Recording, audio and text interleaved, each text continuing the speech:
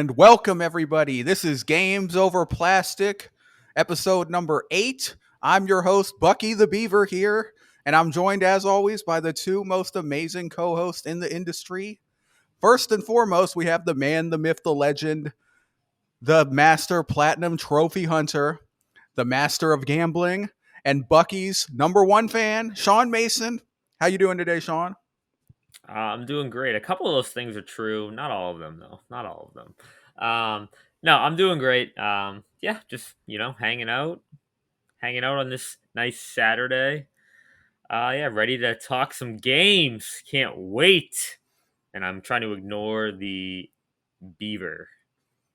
What do you mean? All right. Sounds good, man. Well, glad to have you here. And then last but not least, of course, we have the master of graphics, the Indian live service gaming maestro, the man that works 65 hours a week but still has time to go to the gym somehow. Hodge, how you doing, bro?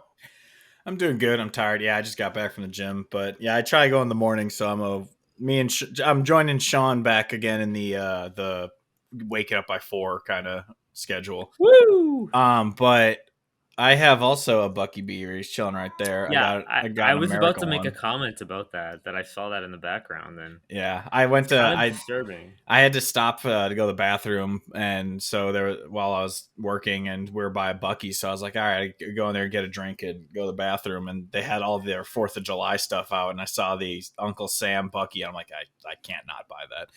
But I also have I got the Hades soundtrack on vinyl chilling right there also, so that thing's really cool. It's like 4 discs, records, whatever. But what the heck else was I going to talk about? You said something else about me, but I forgot what it was. So I'm just going to move on. You're working a lot and you're going to the gym. Yeah, whatever. But yeah, I'm here. I'm alive. I'm ready to talk about some video games. Yes, sir. We got to send Sean some Bucky's swag. We got to get him a beaver and a t-shirt and stuff. Maybe a sweatshirt. It'll go right in the trash. It'll go right in the trash. That's just because you not even been to Bucky's. We got to take you not there. even to Goodwill. Not even to Goodwill. Right to the trash. Right to the fire pit. Did you guys notice something else in my background, by the way? Your Reese's give you a hint. Yeah, I mean, you have like 3 things in your background, so it's really hard. It's really easy to see right there when you change one thing. Yeah, is that the Goku cereal? It's the Goku Reese's Puffs. Pretty cool. Missed marketing opportunity. Should have been on Wheaties, not Reese's Puffs. I know, right? Been like his workout regimen, him doing push-ups in the 100 gravity, like hyperbolic time chamber or whatever. I mean, awesome. That's what they should have done. I agree. Yeah, it's good stuff. Does anyone still eat Wheaties though? Probably adults. I don't know. I'm an adult. I don't eat it. I've never eaten them as like an actual cereal where you put it on in milk, but I've eaten them by themselves and they're fine. I mean, because they have the one side that's frosted, which tastes pretty good. But they do. I mean, yeah, half of Wheaties or I don't know if it's the kind I bought, but yeah, like the one half of it is frosted and it's really good. But pretty sure it's the kind you bought.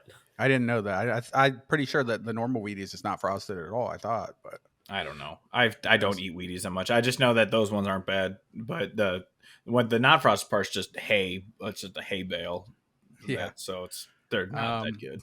The cereal that I like, that's kind of like, it's not really healthy, but you feel like it's healthy. Is I like the Special K red berries one. It's got like dried strawberries in it. So it's just wheat flakes with dried strawberries, and when you add the milk, the strawberries come to life. It's not bad. But all right, like that's considered somewhat healthy or O's because it has like the oats in the middle and stuff. Those ones are really good. But I'm a Reese's Puffs and a Cocoa Krispies person mostly. Yep. What about you, Sean? Do you have cereal? I absorb sunlight. That's what I do.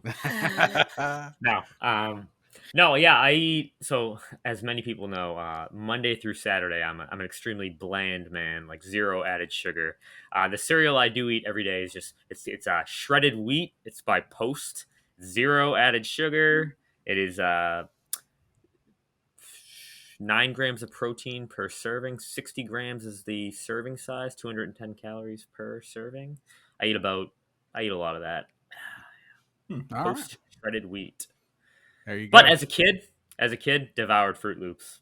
Love me some Fruit Loops. Fruit Loops are so good. Fruity Pebbles are better. Nah, I'm not a No. Pebbles guy. I like the Too Pebbles. soggy. Too soggy. You got to eat them quick. No. See, you gotta enjoy it. And did you guys read the back of the boxes when you were a kid? Of course. Yeah, that was your only source of That entertainment. was your when you were a entertainment. kid. Yeah, there'd be like a Yeah. maze or a search and find on there and stuff. Yeah. Yeah. So the worst part about growing up, though, was this. My sister would only eat Cinnamon Toast. You know, I'm saying this is the worst part about growing up. Wow. My sister would only eat Cinnamon Toast Crunch. And I didn't really care. Like, I love Fruit Loops, but I'm like, yeah, I'll eat Cinnamon Toast Crunch. So my mom would only buy Cinnamon Toast Crunch. And then the only time we'd get Fruit Loops, though, was when I actually went to the store. I'd be like, all right, we're getting Fruit Loops. One time I did mix Fruit Loops and Apple Jacks together, and I kind of got my dad a little mad. That sounds interesting. Probably good. I put him in the Apple Jacks box, and he went to pour the Apple Jacks, and he was really nice. That's the only cereal my dad ate was Apple Jacks, so we weren't allowed to touch them. But I was like, you know what, I'm gonna do it. Can't mess with his cereal, man. No, that was not good. Yeah. May or may not have lost my PS3 for like a week. Oh wow. It's serious there with the cereal. Okay. Yeah, I do oatmeal as well. Like just like regular quick oatmeal, like maple and brown sugar flavor. Yeah, It's actually relatively now healthy. Yeah, I don't even eat cereal. I don't eat cereal anymore. I have usually eggs and sausage or something like it's a little bit of some protein in the morning. But when I did eat cereal, or when I do eat cereal, that's what I eat. But Yeah. you know. I just had to get that for obvious reasons, you know. Oh yeah. Next time I go to the store, I'm Yeah, 'cause gonna you're a buy weeb. one. Yeah, because I'm not a weeb. weeb. So No, because you are a He's weeb. an enormous. Oh, welcome back to Games Over Plastic, folks, a breakfast podcast. this is the second week in a row that we've gone in on breakfast foods. We had donuts last week, but you know they say it's the most important meal of the day. So, It's the most All right. delicious meal of the day. but anyways, folks, I am Midnight, the RPG single player gamer. Welcome to Games Over Plastic, the podcast which is for the agnostic gamers. No console wars over here, just fun. That's what we do. In today's episode, we are going to be discussing studios that shut down. There were some notable studios that shut down recently, which we will get into. And then we're going to talk about the studios that shut down that we missed the most, the biggest losses in the industry, gone too soon. So that's what we're going to be getting into. Podcast goes up every other Monday. It is available on YouTube with full video glory. You'll be able to see Bucky the Beaver. You'll be able to see cameras. You'll be able to see Sean's disgust anytime Bucky's brought up because he's jealous. We're also available on all podcast services, Apple Podcast, Spotify, Overcast, Everycast. So definitely check that out. We appreciate you guys. If you're on YouTube, go ahead and leave us a like rating, drop a comment. We appreciate you guys. All right, so let's go ahead and get into it, shall we? Let's start with some non-gaming fun stuff. Let's go ahead and start with Sean. Sean, what's been going on with you? Your year's closing out soon, I think. Yep, 20 school days left, and I cannot wait. End of the school year, the kids have been absolutely wild. It's just like the seniors are already done. Graduation's next week, so that's pretty exciting for a lot of them. Which I'm really excited for them because I like the senior class a lot this year. A lot of them, I've seen them growing up a lot. They've definitely grown up a lot. But yeah, end of the school year, getting ready. The AP exams have already happened, so my AP literature juniors are like, do we have to do any work? I'm like, yeah, we still have to do work, guys. Like, well, it doesn't matter. I'm like, no, it does matter.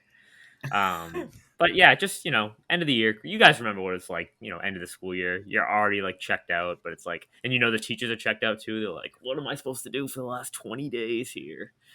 Yeah. Other than that, just enjoying some sports, NBA playoffs, NHL playoffs going, baseball, football just released their schedule. I'm in like a full sports mood. Plus the NCAA football 25, that trailer dropped, and I am so hyped.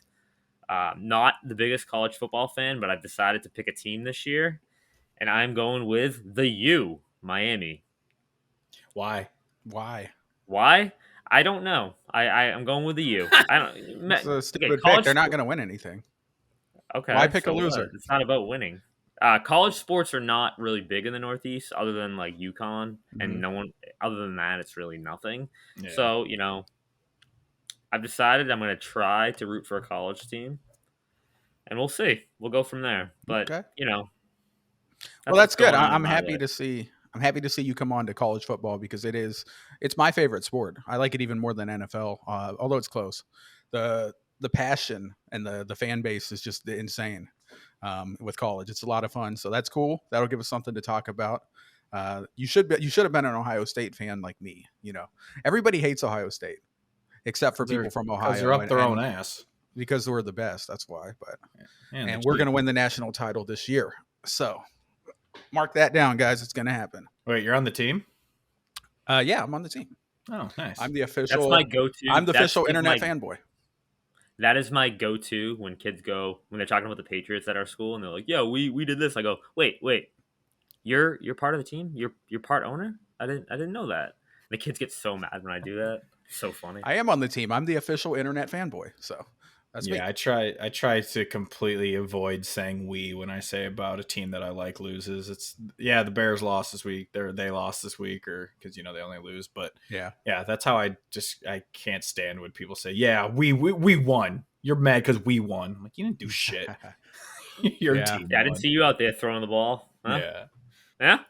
Oh, fun fact though, I got an email. The Mets were looking for a new mascot to take over as Mr. Met or Mrs. Met.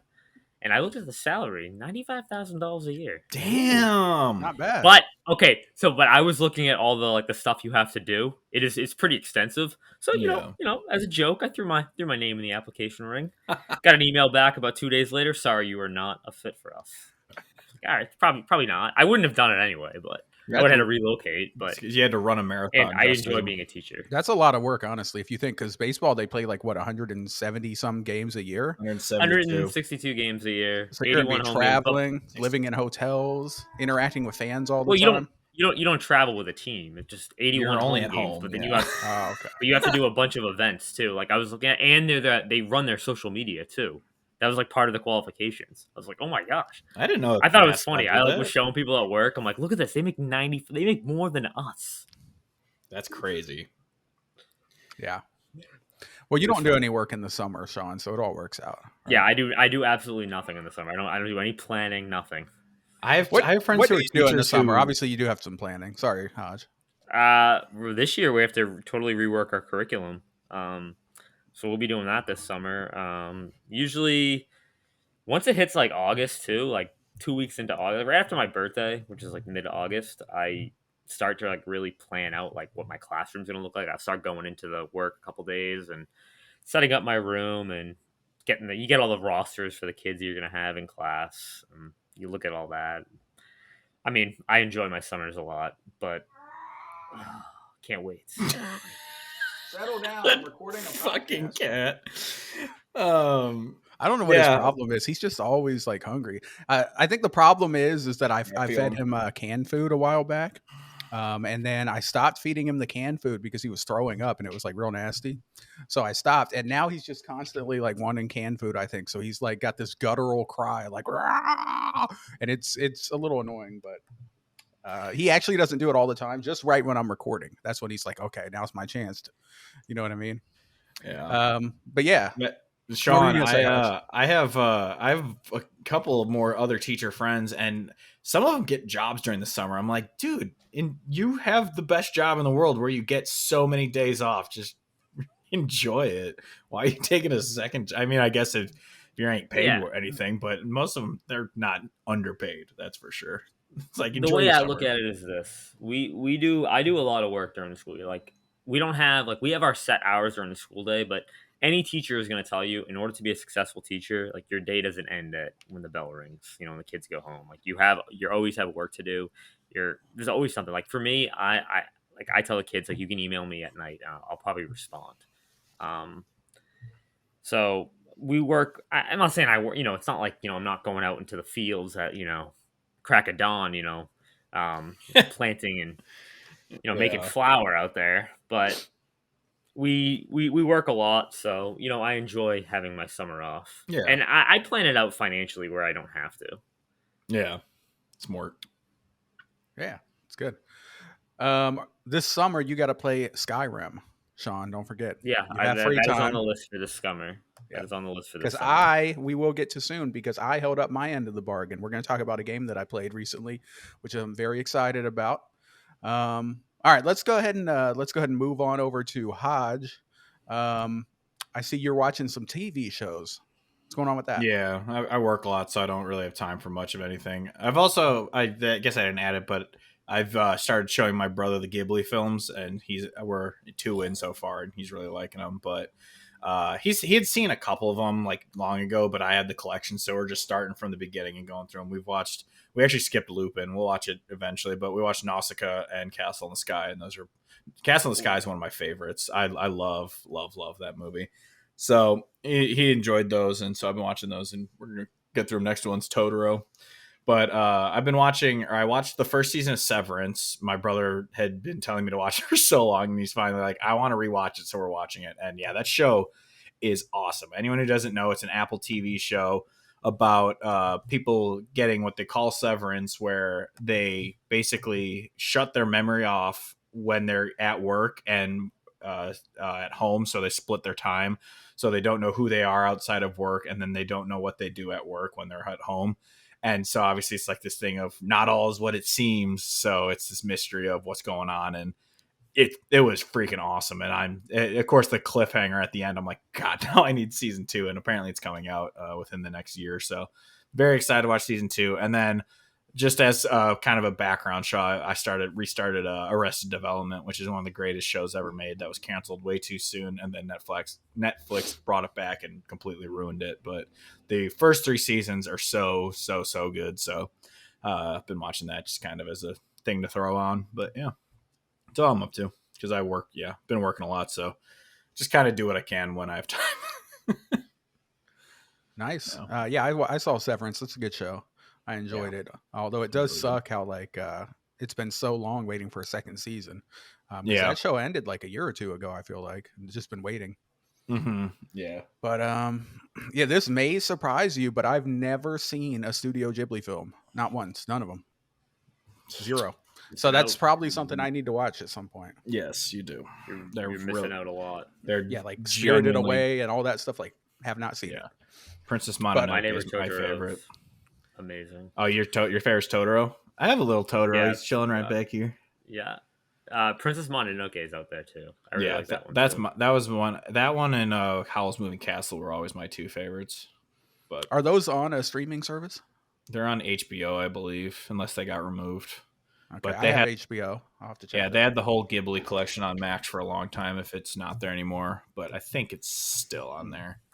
Okay, so this is what we'll do. This is what we'll do, guys. You two right now, I want you to have a huddle.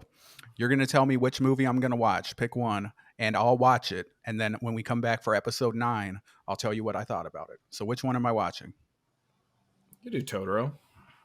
Yeah, I'd say Totoro. Totoro? All right. Yeah, so as long as it's on Max or something, I'll watch Princess, it doesn't have any really, if you want like a more action-oriented one, then Princess Mononoke, because Totoro is more of just kind of tells a really cool story, but it's not very action-heavy, or has no action, actually. But Princess Mononoke, it's about a warrior, so it's pretty action-heavy. So well, you guys got to pick. So you said Totoro, right? Or are you changing? I'm saying I'm gonna cheat, and if you want an action one, Mononoke. If you want just a good story, Totoro. So it's up to you. Sean, what do you say? I'd say you pick which one you want, and then tell us what you think. All right. I'll pick between those 2 as long as they're on a streaming service. If not, then I probably won't watch them. They should be on HBO. I don't think they got removed. So. All right. And then speaking of TV shows, I am watching a current show right now on Hulu, actually on Disney Plus, but it's on Hulu. I'm watching Shogun, and this show is awesome. This show is so good. It's really fucking good. It's like Japanese Game of Thrones, it feels like. It's really good. I highly recommend it. The sets, the acting, the cast, everything is just really, really fucking good. Like it's high budget. It's not cheap at all. It really feels like you're in like feudal Japan or something. You don't see any Starbucks cups. You don't see any obvious green screens. It's a good show. Great acting, great story, some cool battles, some betrayal, stuff like that. So I'm really enjoying that. I'm on like episode 7 or 8. I think there's only 10. What was funny about that show? I think there is 10 actually. I looked.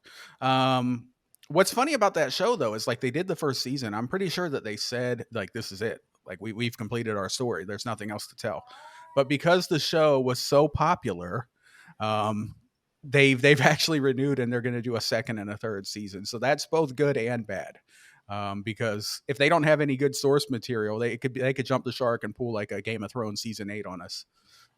Or True Detective or Westworld, yeah, where the first season was great, and then we got to make more, and they're fucking terrible. Yeah. I highly recommend that show for you guys. You guys need to watch it if you haven't, because it's so good. So good. I watched the first 6 episodes, and then my Hulu expired, so I never finished it. No, you enjoyed what you watched? Mm-hmm. It was really good. Yeah, good. It expired, and I was like, yeah, I'll get around to it again. And once I forget enough about it, then I can start from episode 1 again and just finish. Maybe before season 2 comes out or something. I don't know, but yeah, I let my Hulu, Disney, HBO combo expire, so I don't have any of those anymore. I just have Netflix, even though I don't like Netflix that much. So I'm probably let that one go Netflix. Through. Yeah. Well, there was something that was coming out soon that I wanted to watch, and then I was going to let it go. What the hell was it? Oh, Tires, the Shane Gillis show. That's coming out. I want to watch that, and then I'm going to probably let it go. Yeah. Okay. So that does it for me, and I think for all of us with the non-gaming fun stuff. So let's go ahead and jump into the what we are playing. Sean, let's go ahead and start with you, man. What have you been playing? All right, so I finished up Sandland. So I talked about it last episode, but I was closer to the end of it, but I had just finished it, and yeah, it was like I said last week. Like I said last episode, it's a great game. It's nothing like it's not a Final Fantasy VII Rebirth, spectacular. You're not going to get a bunch of insane in-depth side quests where it really delves out the characters, but I really enjoyed it. Like the combat. Love the art style. Like I said, the writing is a lot like Akira Toriyama, which is like very appealing to me. Unfortunately, like he had just passed away, which is very sad. So we didn't get to see the game come out. But like I said, I really enjoyed it. If you've ever read the manga, if you haven't, if you're somewhat interested in it, I would highly suggest it. After that, so I had started Ultros way back in February, and then I kind of just dropped it because, Rebirth came out and a bunch of other things. But I picked it back up again, and I started over because I'm like, I have no idea what I'm doing here. Like, I can't remember anything. And I'm really enjoying it. The world is just so interesting. You're just dropped in. You have, like, no context of what's going on. But, like, you're inside, basically. It's almost like you're inside, like a giant being, and there's, like you're planting these seeds down, and you're like growing like trees to like satiate the world. And it's really interesting. The combat's really fun. It is a Metroidvania. I haven't played too much of it. I'm not back where I was previous, but I'm enjoying it. The art style is it's so crisp. Like it looks so good, and I'm playing on Steam Deck, so like it just looks amazing. It's perfect handheld. It's perfectly like I wouldn't want to play this on the TV because it's kind of like I play this, I pick it up, play it for 30 minutes. It's a Metroidvania, so like the story's not like wicked in depth. You can understand it. You could probably get a lot more out of it if you like wanna talk to every single person you come across. But I'm enjoying it. But the game I really want to talk about is Eiyuden Chronicles 100 Heroes. This is the game that I started after Sandland, and I'm playing it on PlayStation, and I'm really enjoying it. It's essentially the spiritual successor to Suikoden. Came out a couple weeks ago, and I was a big Suikoden fan on the PS1 and PS2. So I was really sad when the series kind of went dormant, and they eventually just made a mobile game. Kind of went to the mobile side. So, but this is really cool because a lot of the people who worked on Suikoden moved over to the studio. It's 505. I think it's called 505. I can't remember exactly. It's 505 Games, I think. I don't know. I'll look 505 Studios. You talking. 505 Studio or 505 Games, but it's in Italian. They're in Italy. I know that. But they made Eiyuden Chronicles, and it's awesome. It's literally, like I said, spiritual successor to Suikoden. The title suggests 100 heroes. There are literally 100 playable different characters. Now, again, they're not like you're not going to go all in depth. You're not going to get characters like Cloud, Tifa. Yeah. Oh, I'm sorry. I was going to say, I looked it up. So the game was developed by Rabbit and Bear Studios. It's published by 505 Games. Okay, perfect. You're not going to get the extensive characters like Cloud, Tifa, Barret, but you do have a lot of different heroes to choose from. You can build almost like a like a town building aspect where you can build like a little community, and you put upgrade points into like systems and stuff. It is a JRPG, so it's classic, JRPG combat, kind of active turn based. It's a lot of fun. If you've played Suikoden, I highly suggest it. I'm about 12 hours in. Not sure how long it is because I didn't want to spoil myself by looking at anything. I don't really like to do that. But I'm really enjoying it, and I'll probably have it finished by next time we record. And then, like I said, I'm gonna go back and I'm gonna get the platinum in that, and I also am gonna go back and get the Sandline platinum. Just I need to take a little break from essentially a budget open world Ubisoft game. Well, anime cross Ubisoft. So yeah, that's what I've been playing. Enjoying it a lot. Cool. Okay. Any interest in Eiyuden Chronicles? Hodge? No, not really. I watched a trailer for it. I remember. Well, I've seen actually multiple trailers because they've been at different showcases. But it's one of those where it looks cool, but every time I see like the anime looking JRPG, I don't know how long it is, but in my head it just goes straight to 100 hours, and my brain shuts off when I see games like that. From my 12 hours I've played, I would highly doubt that this game is more than maybe 25 to 30 hours. Okay. I don't know. Maybe one day then. Is it Yeah.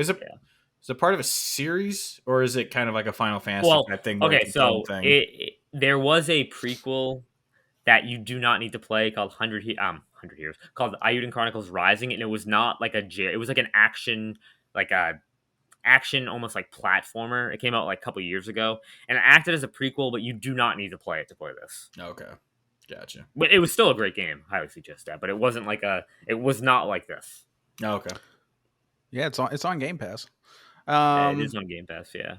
Yeah, that's a game that I do want to get to. I saw the art style is what grabbed me, like the HD 2D and like the really colorful sprites. Yeah. The game looks gorgeous. It's beautiful. So it kind of caught my eye, and I do like some of the old school like JRPG and RPG stuff. So that is a game that when I have the time, I would like to go to and play. Yeah, this gets me even more hyped for the Suikoden 1 and 2 HD like re-release that they're doing, because like I said, I adore those games, and this is essentially Suikoden 6, which is awesome. Yeah, I've never played any of the Suikodens, so I don't know what to think. But it looks cool, and I think I will probably try it out at some point, especially since it's on Game Pass. There's no reason not to, because I am a Game Pass subscriber until 2026. I did cancel it recently, which we can get into in a little bit, but I am prepaid until like middle of 2026, so I get my money's worth, All right, so Sean, that's what you've been playing. You satisfied with that? I am. Some good games. Ironically, and tragically, two of the games that you're playing, their genius creators, just passed away right before the game's released. With Sandland, with what's his name? Kira Toriyama. And then the creator of Suikoden and Eiyuden Chronicles, he passed away right before the launch too, sadly. Yeah. It's really sad. It stinks that, it's so sad to see people who like pour their heart and soul into, any type of project really, and they don't get to see it, they don't get to see it as it releases. It's really sad to see. I mean, it's sad when anyone dies, but it's terrible. Yes, sir. All right. Hodge, why don't we go on over to you? I see you're playing one game. Yeah, for the most part. I'm also hopping in Helldivers here and there, but don't need to mention that 100 times. I started Jedi Survivor, Star Wars Jedi Survivor, and I really like it. Obviously, it plays really well, that game. It's an improvement on the first one even, but I've been so busy, and when I get home, I just kind of want to chill. That each time I've picked it up, I've enjoyed what I've played, but I haven't gotten like grabbed by it yet. And I know it's not the game's fault, and I know I would love it if I, played it enough. It's because there's those games where you pick them up and you're like, this isn't hitting, and then you pick it up later and it, hits like crazy. So it's kind of that right now where I'm enjoying it, but not enough to really be engulfed in the story and really want to keep playing it. So I might put it down for a bit, since it's going to be on EA Play and all that for I don't know how long, but since it's on Game Pass now. So I might drop it for a bit, just because with how busy I am at work, and I just don't really want to half-ass going through it. So I might drop it for a little bit, but it's it plays really well. The only complaint I have about the game is they patched it to add a 60 FPS mode. Like they've improved it from launch, because I guess when it came out, it's like a frame rate mess. Like it was just buggy as hell. So they patched it and it's better, but when you have 60 FPS mode, it's like God of War, where when a cutscene starts, it just transitions you from walking into like the, into the cutscene where it just yeah. And the cutscenes are in 30 FPS. So you'll be playing, it's all smooth, and all of a sudden it just gets really choppy, and then the cutscene happens. And when it comes out of the cutscene, it's really choppy, where like the camera kind of pans around to be behind you again, and it's really choppy, and then all of a sudden it kind of pauses, and then it's smooth, and it's like really jarring. So I tried playing in 30 FPS to get rid of that transition between cutscene and gameplay, but it's one of those games where it sucks in 30 FPS because it's it's kind of a Souls light kind of gameplay, so you can't really do the 30 FPS. So I'm really just, it bothers me. So I just had to accept the fact that I'm gonna have to see that choppy transition between gameplay and cutscene. I don't know why they didn't patch the cutscenes to be smoother, but yeah, it's I would think a pretty easy, well, maybe it's not easy actually. But one fix that they could do to that, if they're not going to redo the whole cutscenes, is to probably just add like a literal, like a 2-second black screen before the cutscene starts, so that your mind can like refresh and be like, all right, well, this is a new scene, so it won't be jarring, Because it's obviously, it's not pre-rendered, the cutscenes, because it has your custom, wear, and your robots wear your custom lightsaber. It has all that, so it has to be the in-game cutscene. But the fact that they didn't patch it to match the frame rate is, it's just weird to me. So other than that, it's a really good game. It's just not hitting a chord right now, just because it's whenever I'm busy at work, my favorite, like you say, I'm the Indian live service guy. So when I am really busy, I like coming home and playing that game that's 2 hours long, or just hopping into like a 20-minute match of something. It's just so much easier than trying to engulf yourself in a 40-hour game when you have 3 hours to play in a week. So it's just, So right now I'm just kind of, it's good, but I might drop it for now. Okay. All right, Sean, did you play that Jedi Survivor? No, I haven't played any of the Jedi games. I need to get to them because I really like Star Wars a lot. Just I so many good games. Too many. Yeah, Too and many. the first one, it was a really easy 100% or platinum, so it's really fun for that, because I mean it's a game where you kind of want to explore anyway, because it's like a Metroidvania also kind of thing, where if you don't have a power at a planet, you come back later and you unlock that area and you can go and find more treasure or whatever. And so it has that gameplay, which adds to like the kind of replayability of you don't just go to a planet, it's over, and then you move on to the next one. So I really like that about it too. So I loved the first one. It was my second favorite game of, I think 2019 is when it came out. It was my second favorite behind, I'm pretty sure it came out the same year as Resident Evil 2 Remake, which is my favorite game that came out that year. But yeah, so the first one was great. It's, like I said, it's the second one's just, I'm busy and I'll have to come back to it. All right. Good stuff. That's a game that I also have on my never-ending backlog, because it went to Game Pass, because I didn't get it at launch because of the aforementioned technical issues. Like, it came out real rough, especially on PC. It was just, there was a lot of technical issues and frame rate issues, and I was like, well, I'm not going to play this until they patch it. And then I got busy, and now it's on Game Pass, and I still don't have time to play it because the backlog is just never ending. But one day when I get some time, that is something that I want to get to, because I did play the first game and it was really good. Definitely enjoyed it. Oh yeah. Sean, you'll enjoy that. All right, let me get into what I've been playing. And it's interesting, Hodge, because you and I, we both just started brand new jobs. And I've found lately that I've kind of been in a funk when it comes to gaming, where it's like, I don't know if it's because I'm so busy at work and my mind is racing with other stuff. I'm just kind of like in this weird funk where sometimes I'm playing games and I'm just like, I don't feel like playing this right now. I don't feel like doing this. And I just want to put it down and do something else, do something a little bit more mindless. So I've been kind of in that funk lately. And you said you were kind of maybe experiencing the same thing with Jedi Survivor. I wonder if it's because of all the transition and the changes that we have in our life. Yeah, it's a little mental overload to learn something new. So when you get off work, you just kind of want to turn your brain off. And it's easier just to play something you've either already played or just play something that's a quick pickup and play around and put it back down kind of thing. That's why I mean Severance was awesome and I loved watching it, but there were a couple days like it took us I think a week to finish it. It's only 8 episodes or whatever. It took us like a week to finish it because there were some nights I got home I'm like I don't want to watch this. I just want to throw on Arrested Development and just kind of watch something, the comfort food kind of TV show. So that's the kind of thing that's kind of the phase I've been in right now. So I would love, I definitely want to play it again. And so I get that you're there too. Cause both new jobs, learning a whole bunch of new shit. And Yeah. So let me go ahead and get into what I've been playing. There's 2 games that are kind of like what I was just talking about, where I'm kind of like, Let me start with those. So first we have the one that keeps coming up, Dragon's Dogma 2. I haven't dropped this game yet, although I'm so close. I'm so close to dropping it. It's time to drop it. It's time to drop it. I think it is because it's just not doing it for me. Like, it's not bad. It's not like I'm like not having fun, but at the same time, I'm not having fun. So it's like just a straight up like 6 out of 10. And I'm trying to find the fun. I'm searching for the fun. I'm like, come on, game, pull me, grab me, take me into the world and make me care. But it's not doing it. It's not doing it. I think I'm just going to drop it because there's too many games. Sorry, GJ. I appreciate you gifting me the game.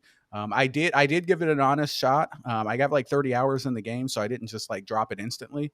But I think that one is probably getting dropped because the story is just, and one of the quests is bugged too. There was a quest where I had to like get somebody out of prison, and I bribed this dude, and then like every time I go to talk to him, he's like, "Oh, it takes time," and I rest and I come back and I rest and I come back and I rest and I come back. I'll go do a bunch of quests and I'll rest and I'll come back, and he's just always like, "It takes time," like the quest is broken. So Dragon's Dogma 2, it's okay, but I think it's about to get dropped. Midnight, it takes time. Yeah, it takes time to get good. 40 hours. 40 hours. Right, hey, I promise you, 70 hours in, you're gonna love it.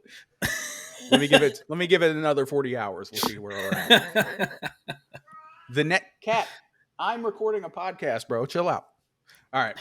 The next game that I'm playing is Xcom 2 War of the Chosen, and I am a big Xcom fan. Shout out to friend of the show and Xbox God host Lord Cognito. Shout out to him. I did tweet him and let him know that I was finally playing War of the Chosen because he and I had talked about it in Discord a while back. That was the one that he recommended. Of all the XCOM games, that was his favorite. We talked about that. So I tweeted him. I was like, "It's going down, bro. I'm playing War of the Chosen." He tweeted me back and he was like, "Welcome to the squad." But I don't know that I'm liking it. That's the thing. Because I love the core game. The base game of XCOM 2 is awesome. But the War of the Chosen added 2 enemy types that are just extremely fucking annoying. Like, not fun, just straight up annoying. Like, they added these. Yeah. Seriously, will you shut up, dude? Sorry, guys. Cat is going wild. So, professional podcasting over here. They added the Lost is what it's called, okay? The Lost are kind of like these little zombie horde dudes. And they just keep spawning and running at you nonstop. And there's like whole hordes, like 8 of them will come and start running at you. And they die in like 1 bullet. It's not really that hard, but it's just annoying. Like, it's not fun and it's annoying. So I'm sick of the Lost enemies. Fuck them. And then also the Chosen, like these dudes keep ambushing you. And they have like these cheesy abilities, like the assassin goes stealth so you can't see her. And then she's like, when she hits your soldier, she doesn't kill him, but she knocks him down. So you have to run another soldier over there and revive him or pick him up or something. And I'm just like, this is annoying. And you kill them and you don't actually kill them. Like, they come back a couple of missions later. So like these new enemies that they added, I'm not liking. I feel like the base XCOM 2 would straight up just be better because it doesn't have the annoying stuff. You just have fun aliens and a cool story. But I am sticking with that one. I'm not dropping that one because I am an XCOM guy. And I feel like, once my soldiers get better gear and more levels and stuff, these things won't be as annoying. So have any of you guys played any of the XCOMs at all? I don't think, no. I've never been into that gameplay style. Oh, you don't like the strategy games or whatever? No. I want to play Midnight Suns, but yeah, Midnight Suns is fun. I enjoyed the that. only game I've ever played and enjoyed with that style of gameplay. I don't even think it's as similar is the South Park Fractured But Whole has that kind of strategy, move around gameplay. And I thought it was worse than the turn based from the first one. So It was. I really like Fractured But Whole, but yeah, I'm not huge on that gameplay style. But I know it's great. A lot of people love it, but yeah, it's not for me. Well, Stick of Truth was better because it was made by Obsidian for one, And for yeah, two, the story was better, and the gameplay was better, and yeah, and the whole setting. Like I prefer the medieval fantasy over superheroes. So yeah, same. I just thought that was cooler. And At least Sean, for South Park. you really need to play that. Okay. I prefer South Park Snow Day. No, but for real, Critically you need to play Stick acclaimed. of Truth. You do, because the Stick of Yeah, Truth, that's on the honestly, list. it might On be the list. Obsidian's best game ever. I'm not kidding. It's Whoa, so good. whoa! It, you know, Outer Worlds like has I, entered it's the not chat. even because it's South Park. It is legit a well-made game. It is so good. Like obviously, I love South Park, so that brings it to a whole new level for me. But like, I'm not a huge turn-based person. I love Final Fantasy VII, obviously, but like, I'm not huge into turn-based games. And that one is, I loved every second of that gameplay. It was so much fun. It's so good. And Lockmort agrees. I saw Lockmort said the other day that his favorite Obsidian game of all time is Stick of Truth. So it's so good. The story's great. The combat's great. The fantasy elements, the wizards. Very high bar. Very high bar to clear. Yeah. And then let's go ahead and get to the main event here. The one game that I haven't had this issue. You know, I was talking about how I had the issue where I just wasn't feeling these games. One game I was definitely feeling. And that was Final Fantasy VII, the original game. Squaresoft, 1997 or whatever it was, finally played and beat that game, and I absolutely loved it. I'm not going to go in a ton of depth here because we are going to be doing a spoiler cast for this, and I'm so excited about that. I played Final Fantasy VII for the first time ever in 2024, so we're going to talk about how that was, how it lived up, as well as, of course, Sean and Hodge, your guys' thoughts, and we're going to talk about the story, and it's going to be a lot of fun. I can't wait. But Final Fantasy VII, I absolutely loved it.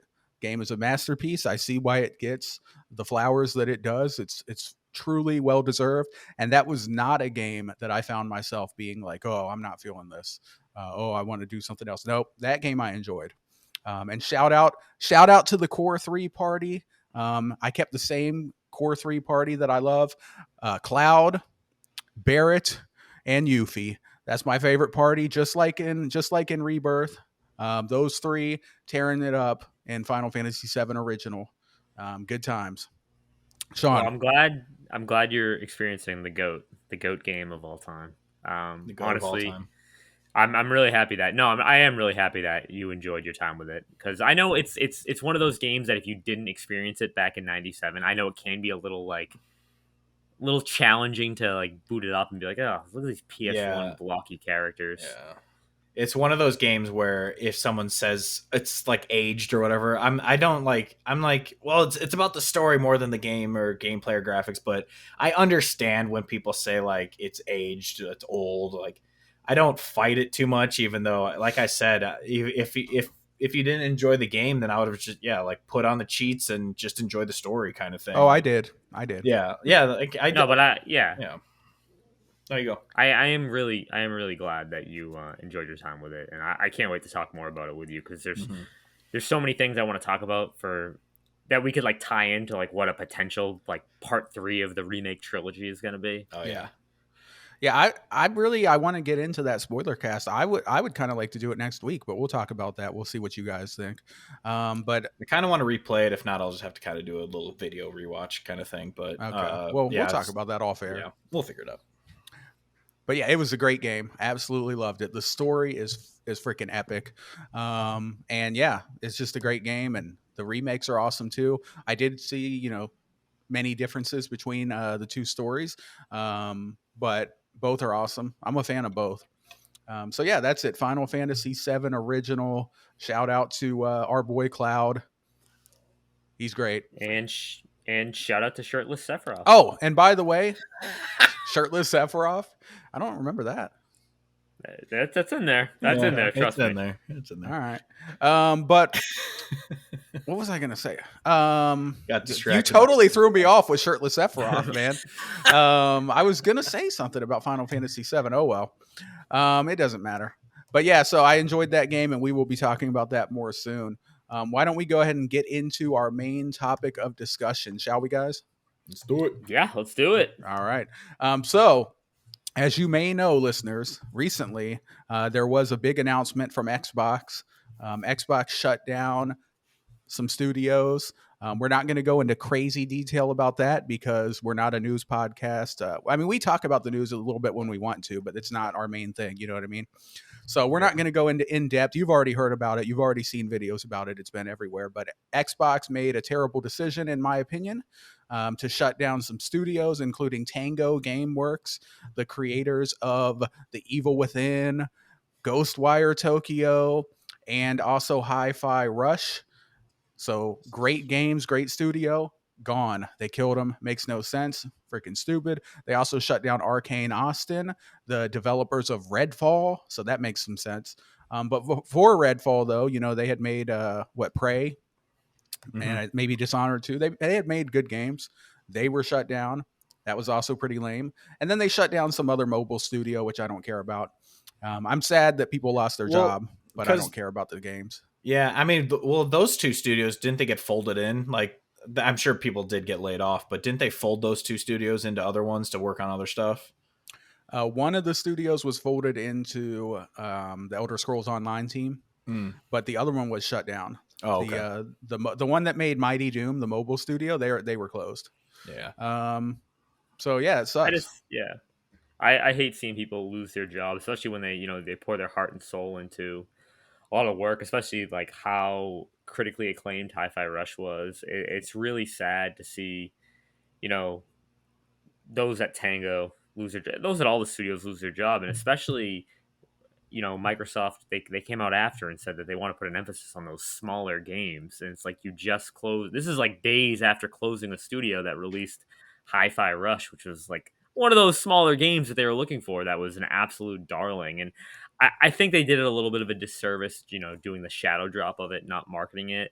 But again, I mean, it's one of those things that who knows, maybe if it had released multi-platform like day and date, maybe it would have done a little bit more, it would have been a little bit more successful over in Japan. And maybe even if they could have just got it on Switch. I know it would run terribly on Switch, and it will probably come to a Switch 2 at some point, hopefully.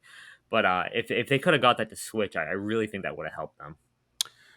Yeah, I don't think it is going to come to Switch 2 because the studio's gone. So are they going to have another team ported over? Maybe.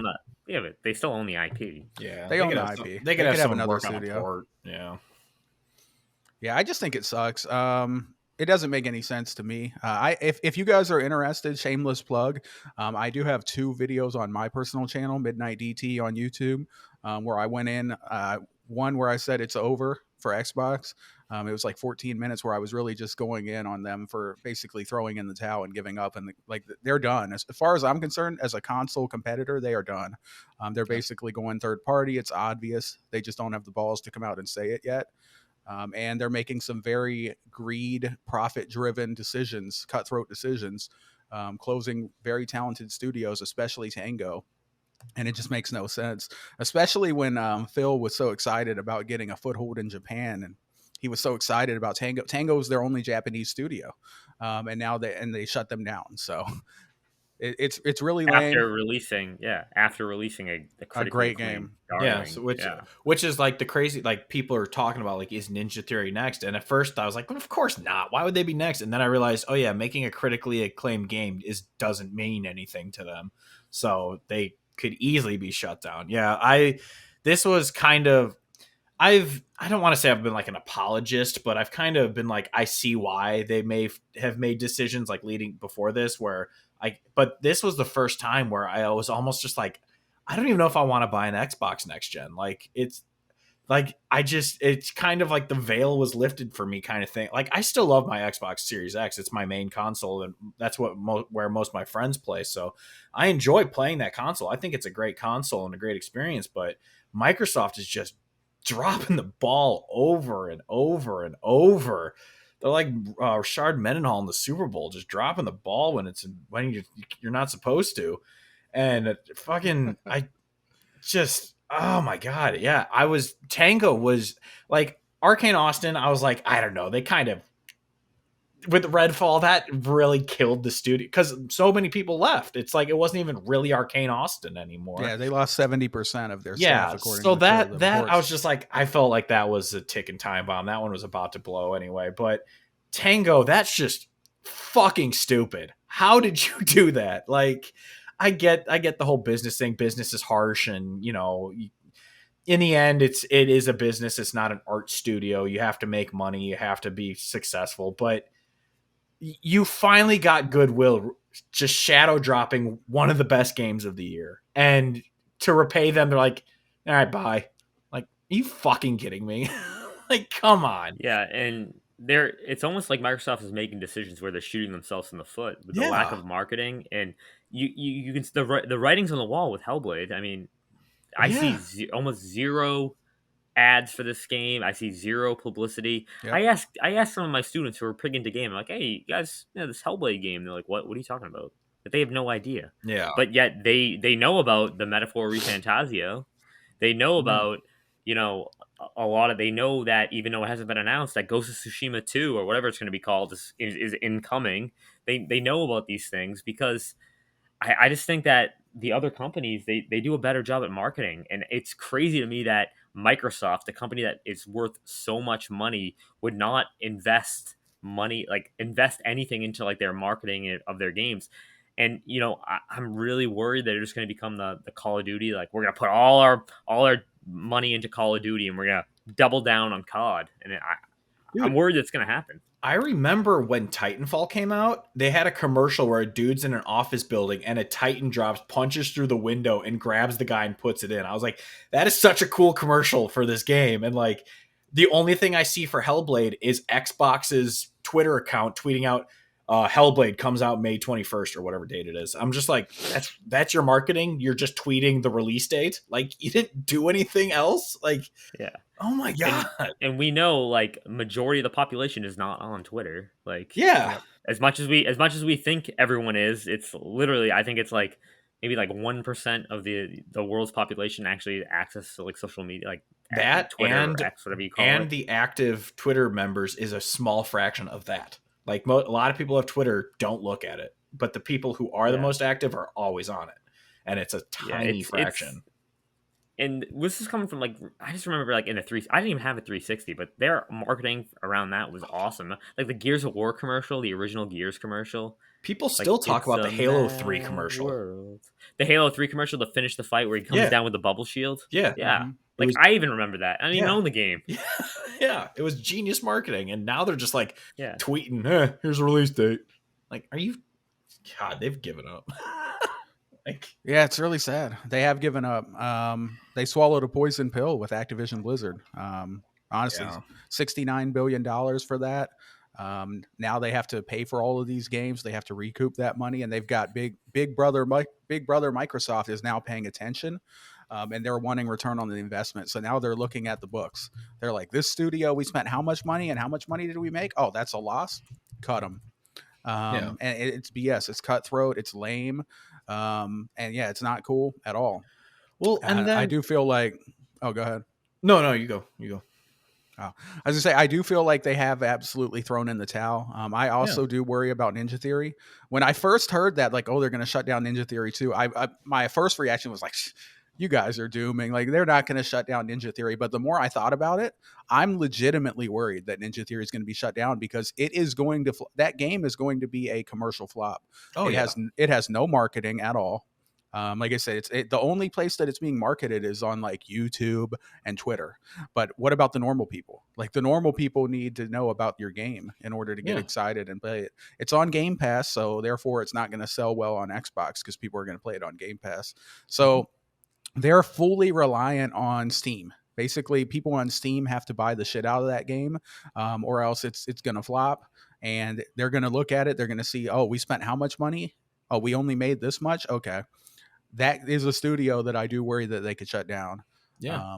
And it sucks. I'm in the same place as you. Like, I really feel like my allegiance to Xbox is gone. Like, Xbox used to be my lead platform. If there was a multi-platform game, I would buy it on Xbox because that was just where I preferred to game. That's where my library is. That's where a lot of my friends are. Although I have a lot of friends on PlayStation too, but that was just where I preferred to game. And I wanted to support them too, because I liked what they were doing. Like they were the little guy in gaming anyway, like the underdog, root for the underdog. And they were doing a lot of user-friendly stuff like backwards compatibility, play everywhere. Game Pass was, the best deal in gaming. So they were doing a lot of stuff that I was really rooting for them, but not anymore.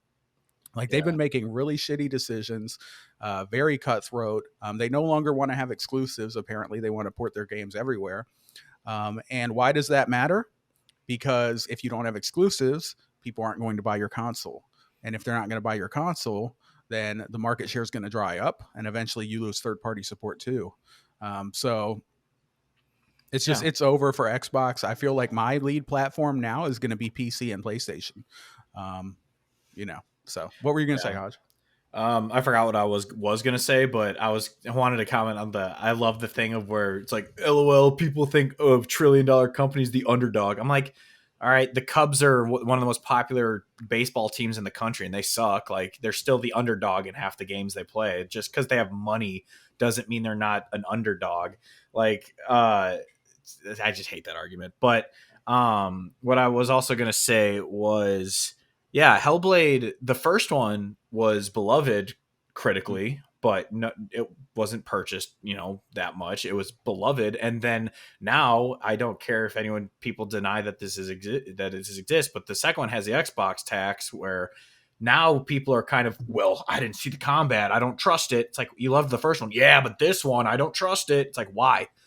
The first one was awesome, everyone loved it, but now that Xbox owns it, you don't trust this one?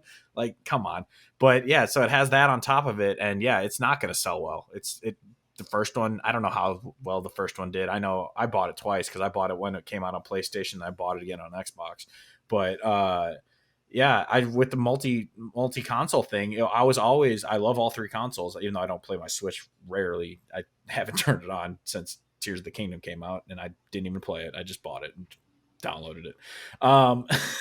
But I don't know why I did that, but anyway, my Xbox, it was like, I was the same. I played exclusives and multi platform. My PlayStation was my exclusive machine, and now PlayStation might be my exclusive machine. And if Xbox releases exclusives that don't come to PlayStation 6 months later, then I'll maybe buy an Xbox for that. But right now it's like, well, you guys are committing to third party, which is fine. You want to make more money. The exclusive thing, I understand both sides of the argument with, like, you want to have things to sell your console, but also you want to keep your studios alive by having it on the more popular console. I get both sides of that argument. But for me, and they obviously, the whole thing of, we don't care about the console, we lost that, so it's about the Game Pass and getting a Game Pass. I get all that crap, but I don't have the faith in the system anymore. And whether or not they care, obviously they don't, but it just sucks as someone who has, like, I have 120,000 gamer score. Like, I've bought so many games, I've put so much time into this console, and if they just throw in the towel, then it's like, you kind of make me feel like a dipshit for wasting so much time on a console that you just gave up on. Like, I'm a defender of the Xbox One. We've talked about it. I liked that console. Even though they failed, they destroyed that generation. I liked the console, and they tried. This one, they seemed to try, and then when that Series X didn't launch as quickly as the PS5, they're just like, shit. All right, let's move on. Try something else. Like, no, keep working on that. Series X is an awesome console, and I understand that it doesn't sell as well, but... And I mean, the worst part for them that I feel bad is they've had developers actually come out and say, well, there's no point in us making it for Xbox. It doesn't sell unless they give us Game Pass. We want that Game Pass bag, or else we're not going to make any money by porting it to Xbox. And I understand that. So, like, Xbox needs to get their shit together. That's what it all boils down to. Yeah, I just think it's over. I recently, on my channel too, I had another video where I did a Midnight 1v1. It's a new series on mine where I just get together with one other person. I want to have both of you guys on at some point too, to talk about whatever topic. How dare you? Sean, I'll have you on and we can talk about Bucky's Midnight 1v1. All right. Sound good? Sounds good. All right. So, but yeah, on there I had RK128, aka Lord Sonic. He writes for lordsofgaming.net. He had a really good article about the Xbox closures, by the way, like really detailed, really good article. So, and the one thing I discussed with him on there was what I'm really worried about is my beloved Obsidian. They better not shut down Obsidian. I swear to God, I'll go to the offices and I'll hold a sign outside Microsoft's office, which will really show them. But one thing that we talked about is if you're worried about these studios, if you love these studios, don't just play the game on Game Pass. Buy the video game.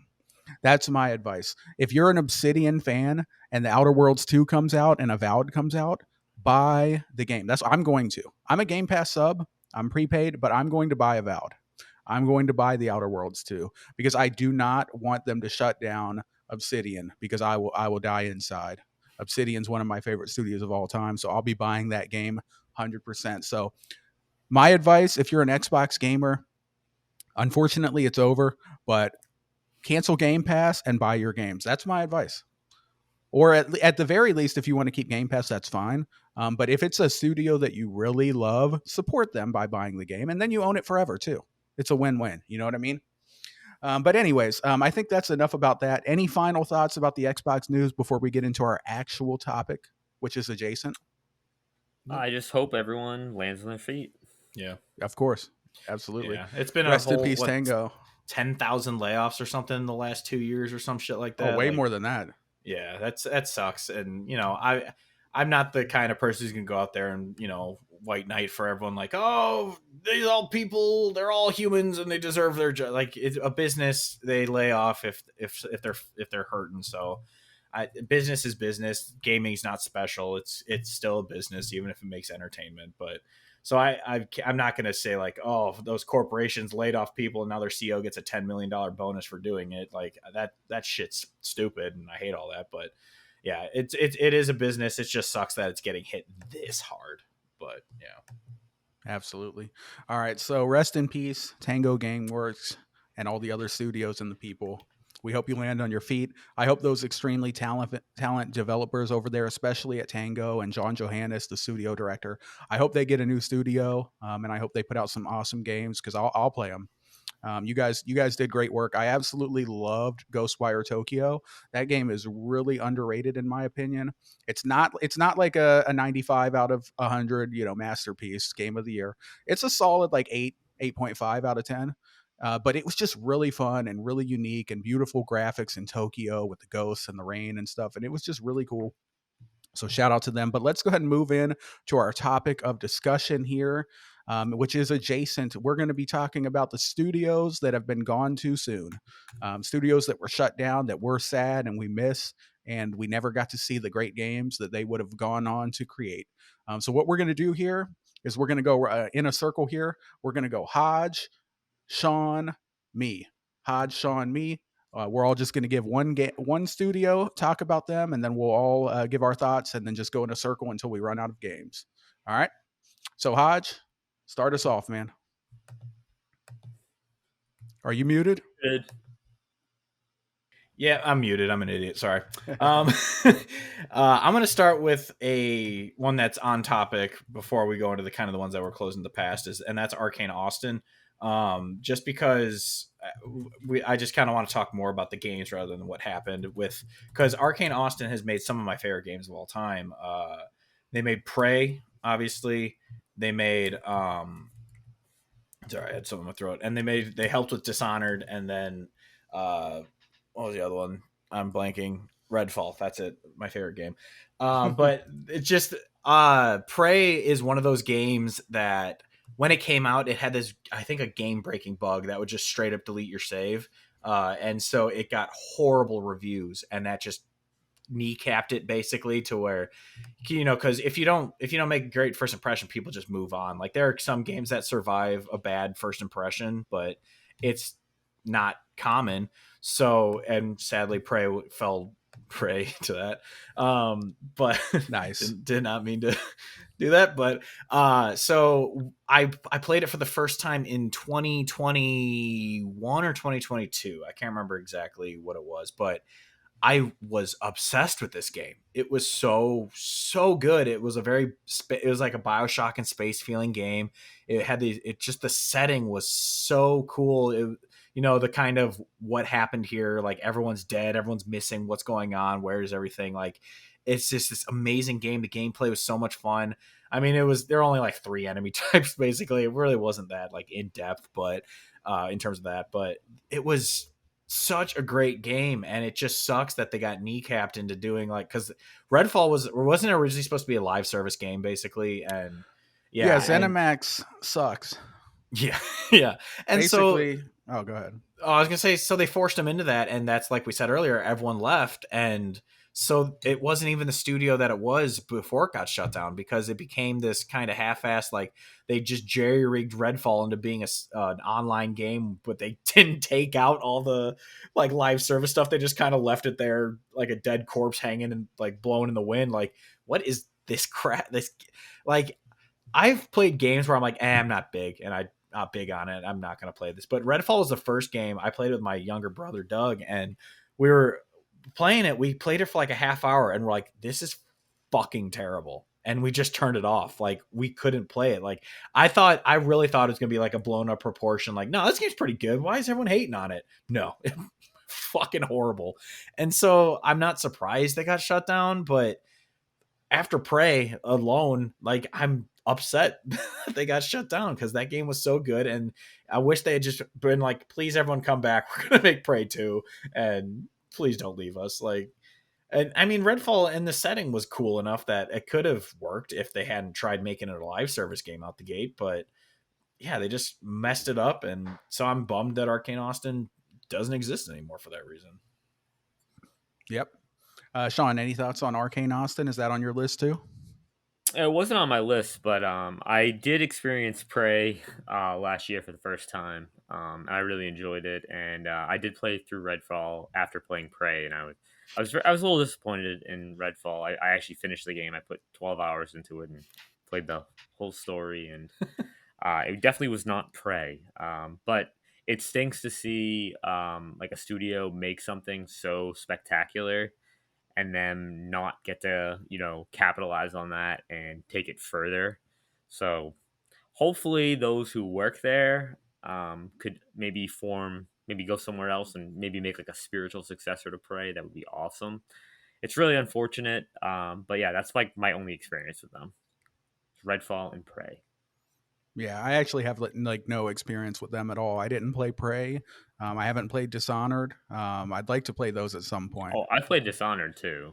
Yeah, I know that isn't it kind of lead like Arcane Leon or whatever is kind of who does it more Dishonored, so. But yeah, they do Arcane Leon. That's Arcane Leon. yeah, but I think Arcane Austin helped on it or something. I can't remember what it was, but yeah, no. Prey is a game that I would recommend to anyone. It's so underrated, and it just got, like I said, it got kneecapped by coming out in a busted state, and so everyone gave up on it. I mean, because Bethesda games, most of them really don't sell super well anyway. So like outside of Fallout and Skyrim, yeah, like outside of like the BGS games, they're just kind of like yeah, smaller, and they sell modestly. And so a game that would have sold modestly got just destroyed by a crappy launch, and people just never went back to it, and it sucks because it was so good. Yeah, the thing is with ZeniMax, honestly, like they went through this period where they were like, oh, we got to get that live service money. So they had Bethesda Game Studios create Fallout 76, and we saw how that turned out. It was terrible and horribly received. It's having a resurgence now, but that was really a black eye on Bethesda for a long time. So they did 76. They also had Machine Gun Games do Wolfenstein Youngblood, which was also very poorly received. And then they had Arkane Austin do Redfall, which we saw what happened with that. They lost 70% of the studio, and the game was terrible. So they do have Elder Scrolls Online, which is rather popular. That is popular, but that game's old though. That's like 10, 11 years old. So that was before the more modern live service money grab. But yeah, that is actually a good underrated game. I like ESO. I think every time I think of Fallout 76, I feel like I'm the only person who's ever pointed this out, because no one's ever said it to me. But when they announced Fallouts, I remember watching their E3 press conference when they announced 76. They knew it was gonna suck, or that it was gonna be poorly received, because right after is when they showed the title reveals for Starfield and Elder Scrolls 6. they were like, all right, please stay hyped because these are coming. Just let us put out 76 and then these are coming. And I was just like, oh my God, they were doing damage control during their press conference by being like trying to hype up 76 that they knew everyone would fucking hate. And then they're like, oh, but also Starfield, here's a logo, and Elder Scrolls 6 is going to exist at some point. And so they like, because I remember so many people texting me like, oh my God, Elder Scrolls 6. I'm like, yep, they're already making you forget about 76. See you in 2035. Yeah. Yeah. ESO, I'm glad you brought that up. I don't want to sidebar too much, but that game is freaking awesome, and I highly recommend it for anyone if you have the time. That's my issue with that game, is I just don't have the time. But there's so much content, great quests, great fun to have. You can play with your friends. You can go in and do dungeons together. Great game. I highly recommend that.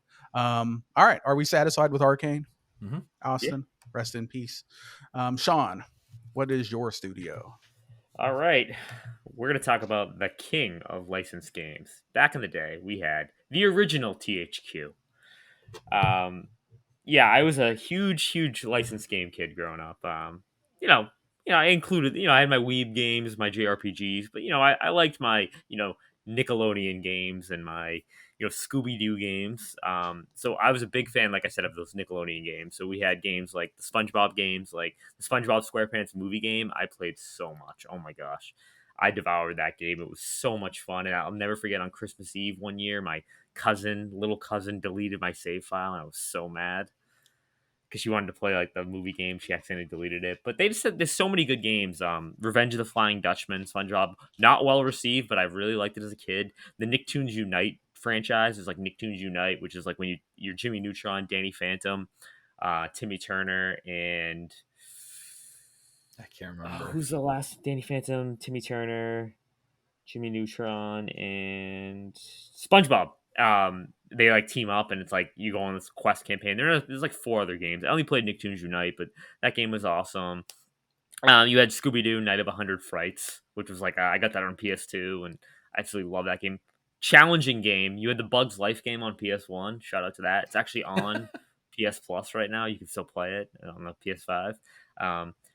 Tarzan game. It's a 2D platformer, and I realized later on in my life that the controls are like abysmal. But I used to play that all the time as a kid. Just THQ, the king of licenses, king of the licensed games. I mean, obviously we have THQ Nordic now, but it's not the same. I miss that THQ stink. That's why I didn't have this on my list, because in my head I was like, THQ Nordic still exists, so I was like, I completely forgot that THQ folded. But I'm looking at their games right now because I just wanted to refresh, and I forgot they made Croc. I love Croc as a kid. Croc. Yep. I loved that. I would love for that to come back. Croc was such a great. Dude, Croc 2 was even better. Yeah, I loved those games. I completely forgot about them. And I played a bunch of the Sponge. I can't remember which ones anymore, but I think it was like Battle for Bikini Bottom. Well, Battle for the Bikini Bottom, I did actually. I tried the rehydrated because it got added to Game Pass, and I don't know, I couldn't do it for some reason. I think it's because I don't know, but I think it was like Employee of the Month or something. SpongeBob. Oh, on PC. Yeah, I loved that one too. Yeah. Okay. I have those games. So they have SpongeBob Employee of the Month. It's a computer game, and you can get on the right side of the bed or the wrong side of the bed.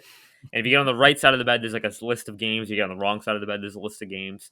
Yeah, it was really fun. Yeah, I had that game too.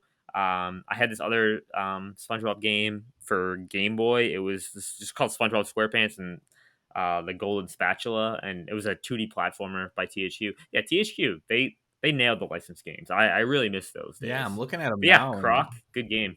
Yeah, I'm looking at their list now, and yeah, there's so many like that I remember playing as a kid, and I was like, oh, Red Faction 2, I forgot about that game.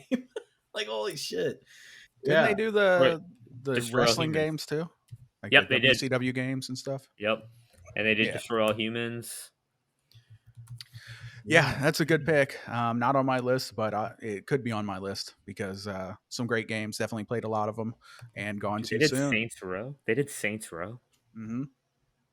Well, they published it. Yeah, I think they published Destroy All Humans. Not still, that's like but still, yeah, it's insane. But yeah, so shout out to them. Shout out to THQ. Yeah. All right, good one. let me go ahead and get into my first one here. My first one is going to be Lionhead Studios. Lionhead Studios, the developers of Fable, I knew you'd have Fable that. 1 and 2 and 3, I think. And then they were shut down, sadly. And that was one of the first big mistakes that Microsoft made, which we won't rehash that. But yeah, Lionhead was a great studio. The Fable games were amazing. Absolutely love it. Fable 1, 2, and 3 are all good. Even 3 is good, but 2 is definitely the best.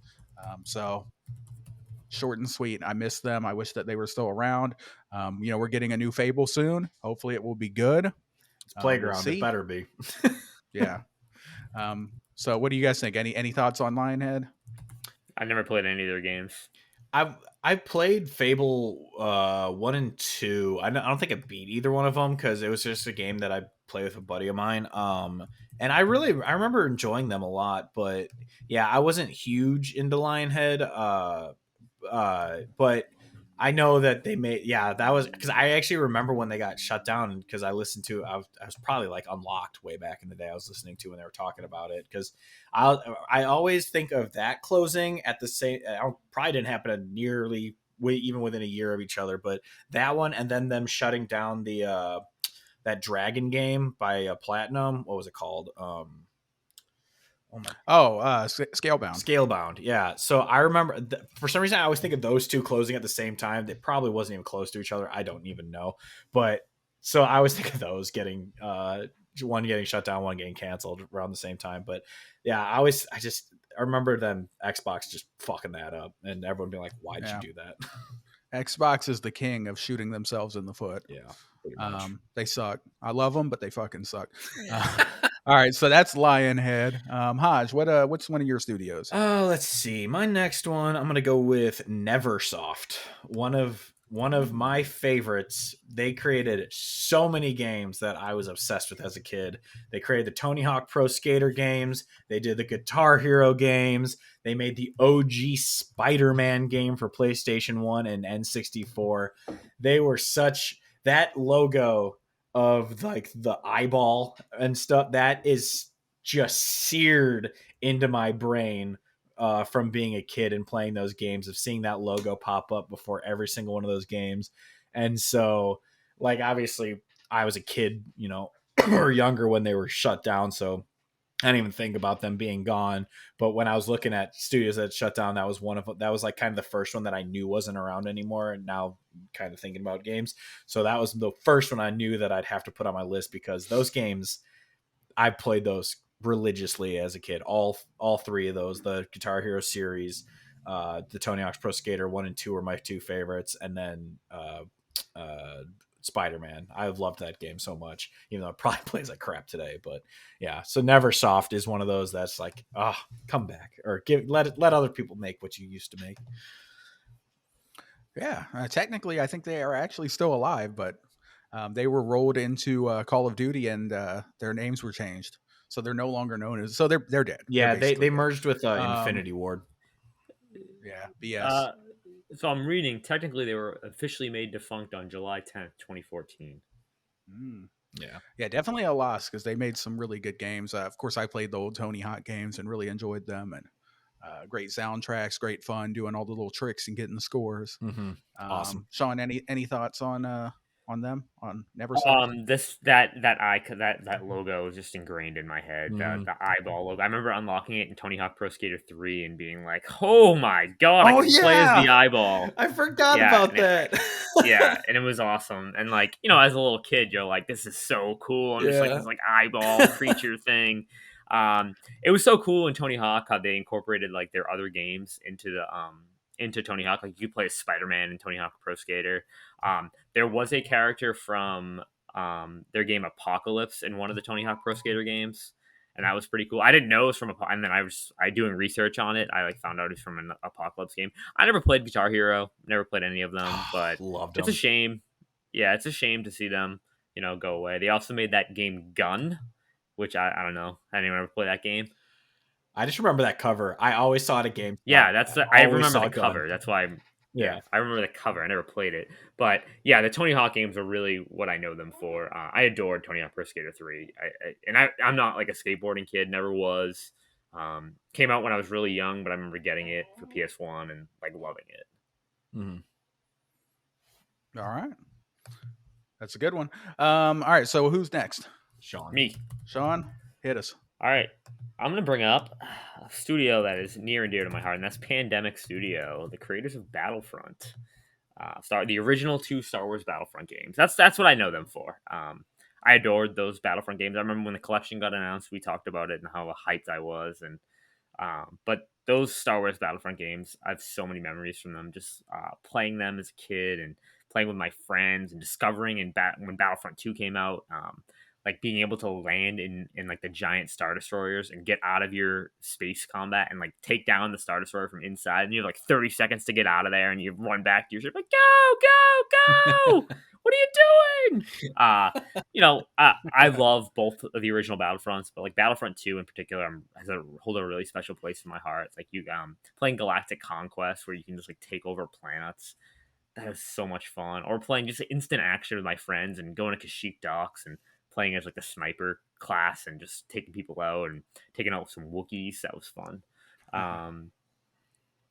It was just playing in the cantina as all the Jedi. If you do like an instant action, I forget what game mode it was called, but you could play as like the heroes or the villains, and running around is running around as Boba Fett and Jango Fett flying together, shooting people. And I have so much love for the Star Wars universe, like especially those prequel and the original trilogy, that it did such a service to them. And I remember playing Battlefront 1 before Episode 3 came out, and like they like tease like what's gonna happen on Mustafar, and it's like, oh my gosh, like what's gonna happen, but at the same time you don't. You're like, oh, I can't wait. And then opening Battlefront 2 on Christmas, I got it for PS2 and PSP in the same Christmas. So I had a like handheld version and a console version. I adored it.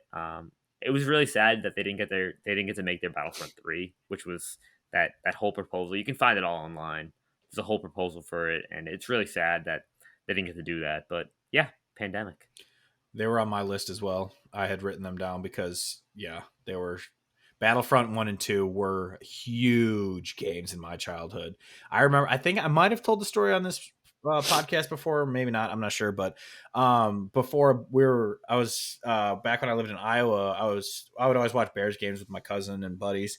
And one time before a game, we went over there and we're like, we have an hour to kill before kickoff. What do you want to do? And we just threw on split screen Battlefield 2 or Battlefront 2 and just played that. And it was still as fun as it was back in the day. Like, we were loving it. It was so much fun just to do the whole like take down or take the bases and all that stuff. It's so fun. But also Pandemic made Saboteur, which is a criminally underrated game. That game is so much fun. It's like GTA in World War II France, and it's so good. I love that game so much. And the art style of it's black and white when it's Nazi occupied and all you see is red, and once you liberate the area it turns into full color. It's so underrated. I loved that game. They also made Destroy All Humans, which THQ published that one, because that's why I remember when you said Destroy All Humans, I'm like, I remember writing down that Pandemic made it. But and they also made another criminally underrated game because it's a Battlefront style game, but Lord of the Rings Conquest, where it's basically Battlefront, both a Lord of the Rings skin, and it's so fun. That was another game I used to play back in high school with one of my buddies. We were both obsessed with Lord of the Rings, so the movies at least, and so we would play that game constantly. It was so much fun. So yeah, Pandemic is a huge loss. That can't believe they got shut down, because the Saboteur was their last game, and it's I've always wanted to go back and play it again, but yeah. I'm gonna say the Saboteur is Electronic Arts.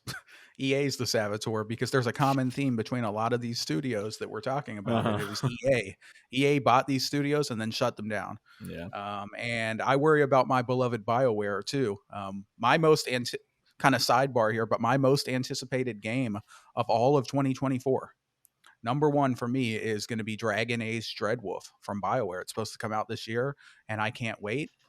But a lot is riding on that game, because if that game isn't good, there is some legitimate fear that we may not get Mass Effect 4. They may kill BioWare, and they better not. I love BioWare. But yeah, screw you, EA, you bastards. Sean, Just were you going to say yeah, something? just last thing, just reading about that proposal for Battlefront 3, I was like, I cannot believe they did not greenlight this. Like, it's so it was gonna be awesome. It would have been awesome. It was before the Disney acquisition, so they were gonna include so many of like the expanded, like the now non-canon expanded universe, the EU or the Legend series, whatever they call it now. They were gonna include so much of that stuff, and that would have been such a cool expanded universe, because the movie, Battlefront 1 and 2, they basically only took from like the movies, so it would have been so cool for them to add all that other stuff in. Gosh, I want to play Battlefront now. It's so good. I'm good. So good. All right. So let me go ahead and give my my next one. First of all, Tango was on my list. I'm not going to go into Tango though, because we already did. I think we already said everything we need to say about Tango, right? Yeah, pretty It's much. very sad. Yeah. Well, So we rest in focused peace, on Tango. in that part, yeah. Yeah, but so I'm gonna give two studios here, because I'm almost positive that neither of these are going to be on your guys' list, and they're also adjacent because they both make real-time strategy games, or did. The first one is Westwood Studios. Westwood Studios were the developers behind the Command and Conquer games, among others. Really great computer real-time strategy games, lots of fun. And then another one is an adjacent studio that Microsoft shut down, I'm pretty sure. Ensemble Studios. Ensemble Studios were the developers behind Age of Empires series. They also did Halo Wars. And they make great strategy games, real-time strategy, etc. And they were also shut down not too long ago, for Ensemble anyway. So rest in peace to those studios. I really miss those games as a kid. It was a lot of fun, playing those strategy missions, beating the campaigns. I would even do little stuff like in Command and Conquer. Like I would load up the Humvee with soldiers, and then I would roll into like a little village and like dismount all of the soldiers and have them set up as like little guards in the town and stuff, and just like role play a little bit. It was a lot of fun, man. So rest in peace, Westwood and Ensemble. Do you guys have any thoughts on those two? Or was I right that not really up your alley? I played Halo Wars. I do like Halo Wars a lot. It was awesome. But when I brought this topic up to my dad, he had mentioned Westwood Studios because he used to play those games back in like the late '90s, early 2000s, and he was a big fan. Yeah. So. And once again, freaking EA, they bought Westwood and then they killed him. So they suck. Halo Wars, criminally underrated game. Criminally underrated. I never played it. I played Age of Empires a lot though, which is why they're on my list. I love Age of Empires. Goated, one of the OG goated strategy games, and unfortunately they killed the studio. Age of Empires 4 is made by a different team. I think it's made by Relic, and it's quite good too. It's a good game, but rest in peace, Ensemble. All right. If you guys have no further thoughts on those, let's go ahead and jump back over to Hodge. Do you have any more? Yeah, I have two more, so I can talk really quickly about one, just because it's not. I'm gonna sound like an asshole saying this, but I never really thought about the studio. I just liked this one or two games that they made, and that's Free Radical Design, who made Time Splitters, and I adore Time Splitters. That was one of my favorite PS2 games of all time. Like, it was back in the day of co-op, like multiplayer shooter. And so you play 2 or 4 box, like just shooting each other. And it was such a cool idea, because it was just basically you played as people from, way in the past. Like you play as like a mummy or an archaeologist, or you go in the future and you play as like a, robot kind of like. And so it was just this really cool setting is like a hero shooter, but everyone was the same. You had the same weapons, but it was a hero shooter in the sense of everyone had their own personality kind of thing. Each level was just a different era, and it was such a cool game. But I don't know too much about Free Radical Design. I just remember that I loved Time Splitters as a kid, so the fact that that's the studio that made it is gone makes me sad. So I don't have too much else to say about it. Can they be on this list? They made Haze. Yeah. I mean, I just love Time Splitters, so I know. I'm joking. I'm just messing around. I just remember going into GameStop and this guy going, "Hey, this game called Haze coming out. I think It's gonna be Halo Killer. I have to It's double Halo check. Killer. I have to double check what that. Halo Killer. I know the cover of that game. I just have to confirm that I know the cover art of that game. Haze game. Yep, it's the exact one I thought. The yellow helmet with the eye peeking through. That's exactly. Yeah, and he goes, "This is going to be the Halo Killer," and I go, "All right, can I have my copy of Persona 4 for PS2, please?" He just looked at me like I was crazy. That's funny. That's funny. Yeah, but I just love Time Splitters, so I had to give that studio a shout out. But I don't have much else to say about that. Okay. Good stuff. Yeah, I don't really have anything to say. I don't think I haven't played any of those games, but I'm actually surprised that one studio I thought for sure you guys would have. It'll be my next one though. Sean, I think you're up. All right, my next studio up is Incognito Entertainment, and they made Lord Cognito. Yeah, Lord Cognito. Yeah, he's done. No, this is I've only played one of their games, but I have to mention them because it's one of the only online multiplayer games I played, and that's Warhawk. They were in charge of Warhawk. They got shut down after Warhawk. They didn't even make the sequel, Starhawk. But I really, really remember we did a multiplayer episode last time, and I adored Warhawk so much that I had to include them on my list. I have so many memories playing with them. They also made like the Twisted Metal Black games, like the Twisted Metal PS2 games. So I don't know if I've never played Twisted Metal. So like if you guys have played Twisted Metal Black, you feel free to talk. But yeah, I had to give them a shout out because of Warhawk. Dude, I love Twisted Metal Black. That one, didn't Jaffe also do that one? Hold on, I gotta look it up. Incognito Entertainment. Twisted Metal Black. Yeah, David Jaffe was the designer for the game and director. Yeah. I love Twisted Metal Black. That game was so cool. I mean, granted, it's partially because it came out when let's see, what year did that come out? It came out 2001. 2001. Yeah, so I was 10. So it was kind of the edgy emo kind of game because it was Twisted Metal but dark. So but yeah, that game was so cool. I didn't know about this studio. So yeah, looking at it, it's just Twisted Metal Games and Warhawk. That's I had to include him for that Warhawk show. Yeah, Twisted Metal Black was their first game. Yeah, I loved that game. So yeah, I totally support this decision to include it. All right, good stuff. All right, so I'm up now. This is one I'm actually shocked that you guys haven't said it yet because I thought for sure this is definitely going to be on your list, which is why I've held off on saying it. I wanted to let you guys shine. Visceral Games. Guys, Visceral Games, the developers of Dead Space 1, 2, 3. How about this? One of the most underrated mafia games of all time. And of course, I'm talking about the Godfather video game for PS2 and Xbox and stuff. That game was awesome. Godfather Part 2 in 2009 on 360. Dude, those games were so fun. Taking over the rackets, taking over the city, the cool little Godfather story. They made a lot of really good games. They did Battlefield Hardline was their last game.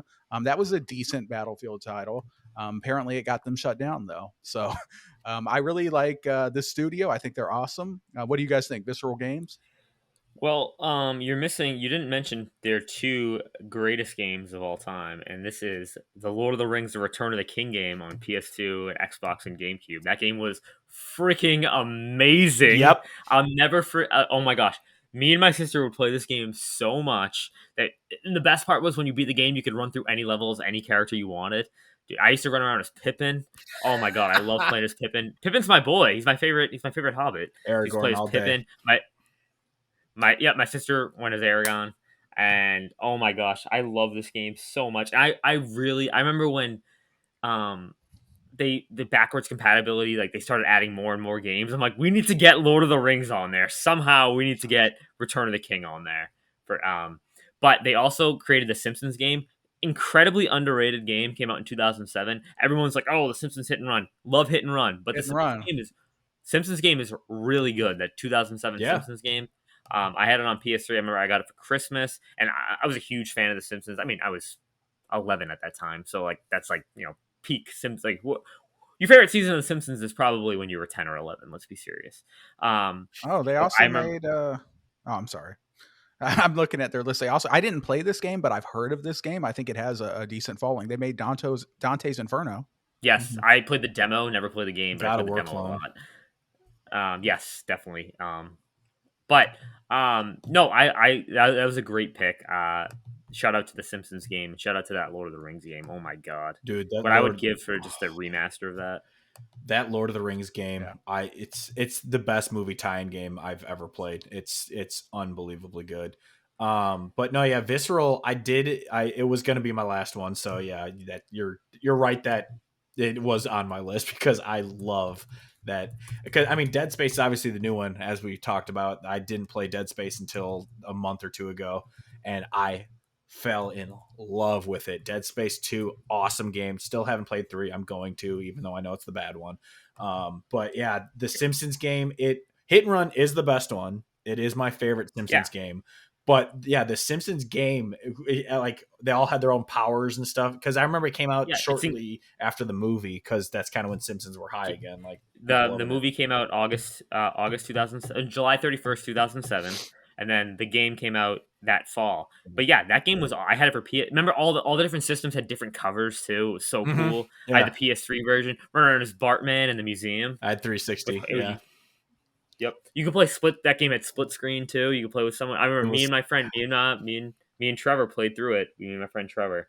So much fun. Fantastic game. Yeah, I love that game. And then also, as you said, because this, like I've said this before. I've said it publicly. Everyone knows it. Everyone hates me for it. I've never been a huge GTA fan. I've never cared about them. I don't. How dare you? I like Godfather, but what I was going to say is Godfather. What I was going to say is Grand Theft Auto 3 is the only one I've ever really given a shit about. But Godfather, I loved that game. I adored that game. It was so good. It's just GTA, but you're set in the Godfather. You play as you're your own character, but you're basically the role of Al Pacino's character. I'm blanking on his name right now. Michael Corleone. Michael Corleone. Yeah, and so you're basically in his role in that game, and yeah, you go around, like you said, the factions. You just take it out. You bomb a business to be like, why didn't you you had to pay us for your protection, and you bomb this the store because they didn't pay. And yeah, it was so good. Yeah, that game was unbelievable. Yeah, and then what was the other one? Yeah, Dante's Inferno. I always wanted to play it. I just never got around to it. I still kind of want to, because I love the original God of War, and I know it was a God of War clone. But so I do want to play it eventually. I just never have. I mean, I'm just a guy who's late to the game on Visceral Games because I just played Dead Space and I still want to play Dante's Inferno. And then obviously just back in the day, The Sims. I mean, The Sims is still around, but I liked the OG Sims way back in the day. I played that all the time. They only did expansions. They just did expansions. Oh, but okay. Shout out to some of those expansions they made, because The Sims 2 had some of the best expansions. Sims 2 Pets.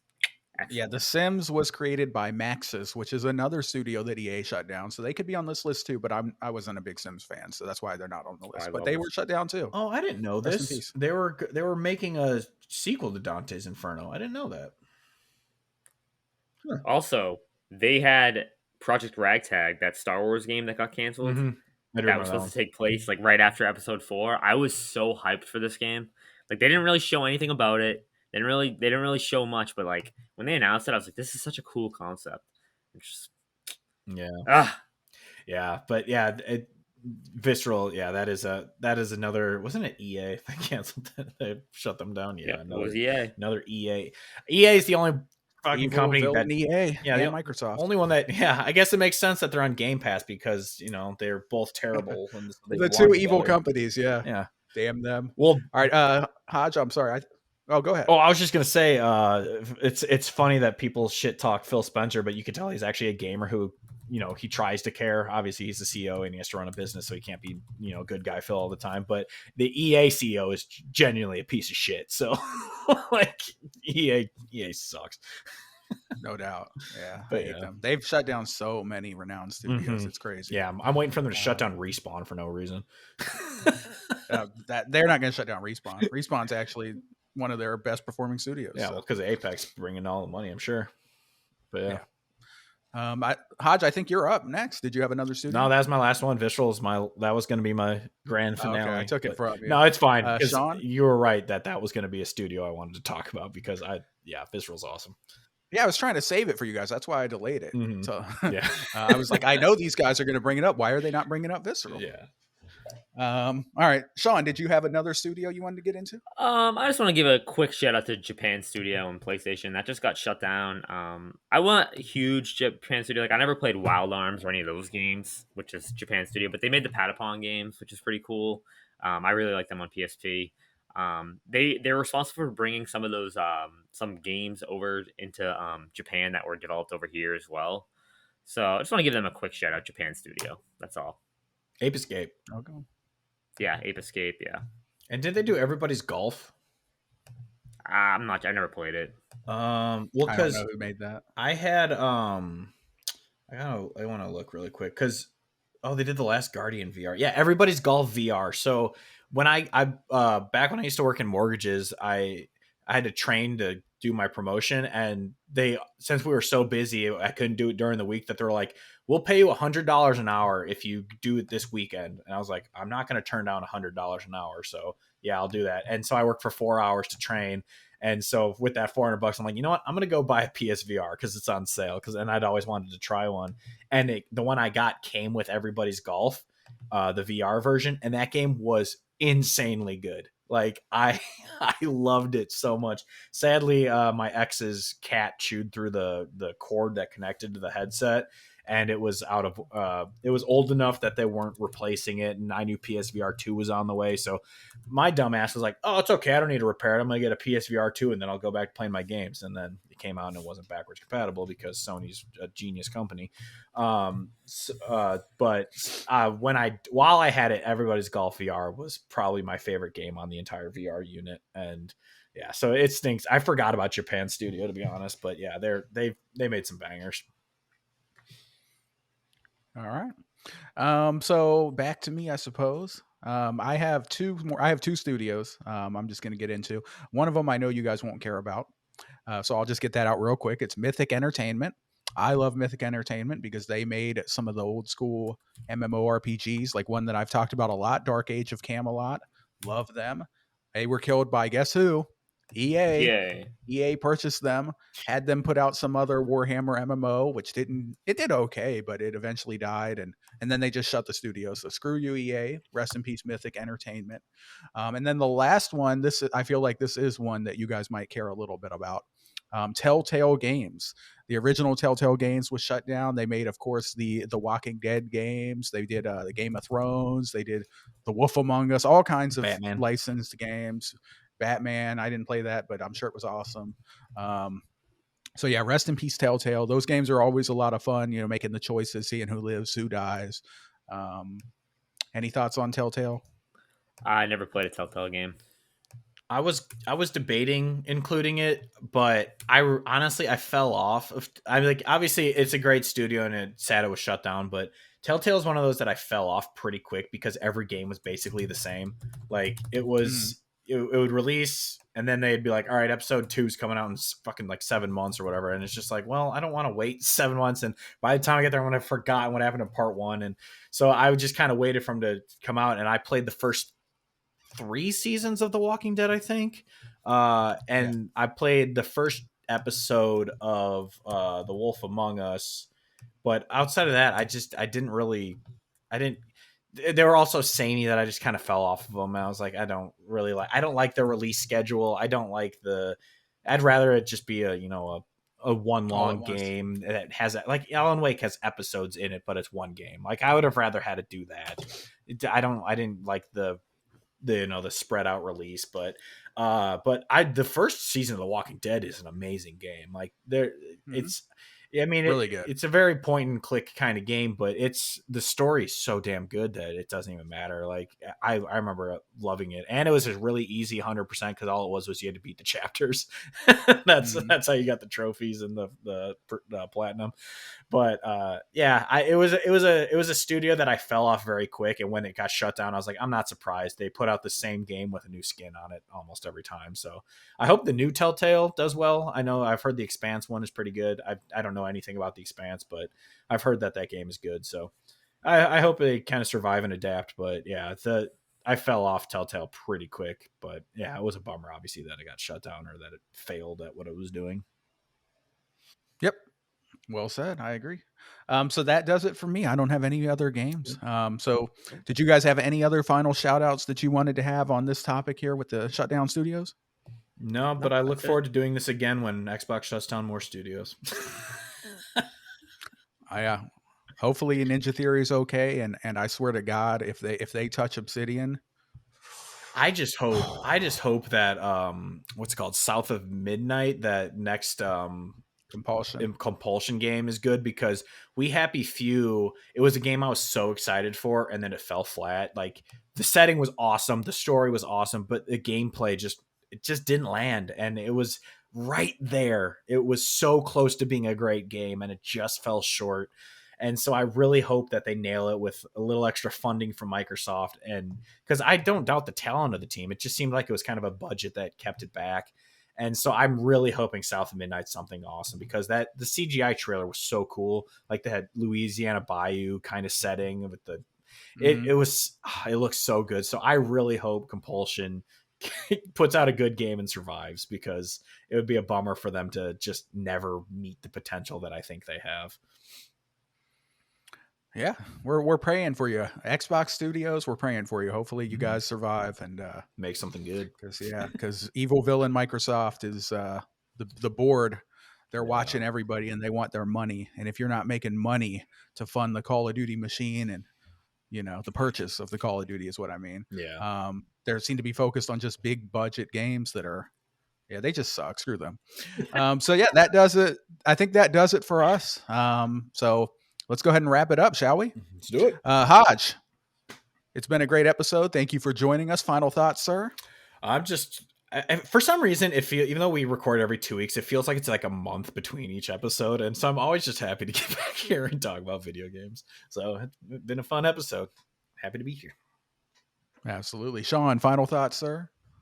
Happy to be here. It was a kind of a somber topic, but we made the most of it. We had fun with it. We had some fun intros. Always happy to record with you guys. Oh yeah, absolutely. It was great recording with you guys as well. Rest in peace to all these studios. Rest in peace Tango, especially the modern.